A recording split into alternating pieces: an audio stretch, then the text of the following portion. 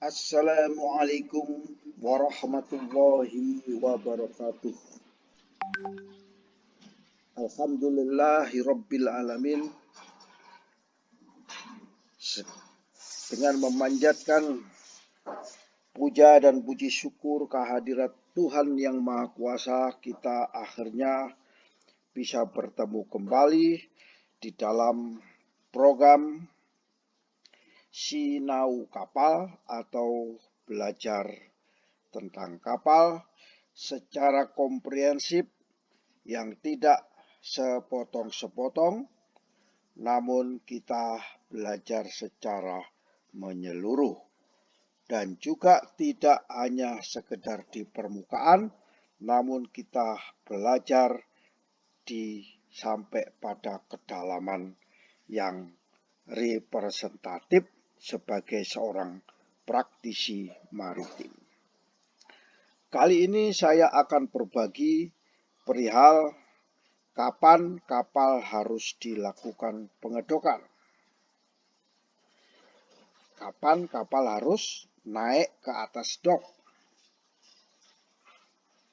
Nah, ini pertanyaan yang harus kita jawab.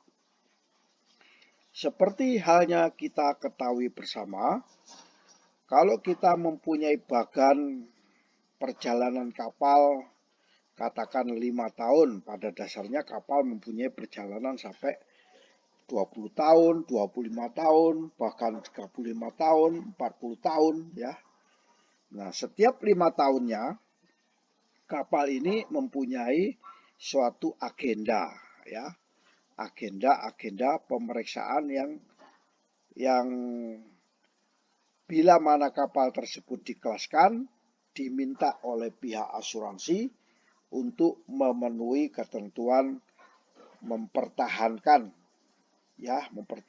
konstruksi kapal, mempertahankan mesin kapal.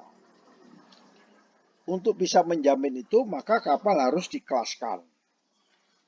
Nah, setelah kapal dikelaskan, biasanya badan klasifikasi manapun akan memberlakukan hal yang sama, yaitu dilakukan pemeriksaan secara tahunan. Ya, tahunan pertama, tahunan kedua, tahunan ketiga, tahunan keempat, dan tahunan kelima. Nah, kapan pengedokan harus dilakukan? Pengedokan dilakukan pada tahun ketiga sampai dengan tahun kedua sampai dengan tahun ketiga. Artinya, kalau di tahun kedua ada plus minus, ada rentangnya plus minus. Sedangkan di tahunan ketiga ada rentangnya plus minus. Jadi misalnya lebih 3 bulan boleh, tapi jangan lebih dari 3 bulan. Tidak dipertahankan kelasnya. Begitu juga dengan 5 tahun, itu sebelum 3 bulan. Jadi ada 2 lokasi di mana kapal harus naik dok, yaitu tahun kedua sampai tahun ketiga atau tahun kelima. Dari proses perjalanan pemeriksaan kapal, mulai kapal dibangun baru, diterbitkan sertifikat, dilakukan annual survey, bahkan di tahunan kedua dan ketiga ini ada survei yang disebut dengan intermediate survey. Ya, intermediate survey. Biasanya berbarengan dengan pengedokan ya. Terus tahunan keempat dan tahunan yang kelima itu bersamaan dengan kelas renewal survey atau pembaharuan kelas ya. Di sini bersamaan dengan pengedokan. Kalau bisa dilakukan sebelum 3 bulan masa habis sertifikat. Nah, inilah kira-kira 2 posisi di mana kapal harus dilakukan pengedokan. Berapa biaya daripada mengedok kapal ini?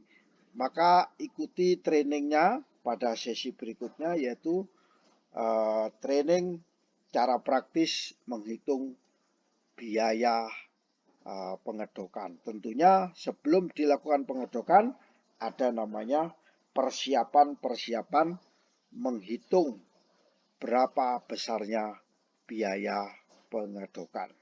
Demikian kira-kira sharing singkat dari saya. Lebih kurangnya saya memohon maaf.